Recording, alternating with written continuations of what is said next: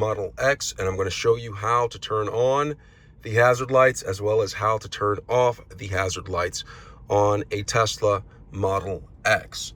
But before I get started, if you find my video helpful in any way, can you give me a thumbs up as well as subscribe to my channel? I'll appreciate it tremendously. All right, with that being said, let's get started.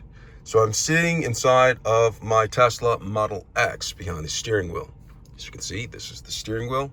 And in order to turn on the hazard lights, I'm going to look over to the right side and look down. And do you see this right here?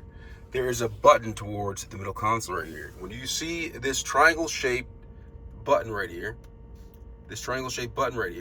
that is the indicator for how to turn on and off the hazard lights. I'm going to press it once and look up on the dashboard, the instrument panel. You see both the left and right hand turn signals are blinking. That's indicative that the hazard lights are turned on. Now, in order to turn them off, what I'm going to do is I'm going to come back down, find that same triangle, which is blinking right now. That is also an indicator that the hazard lights are on.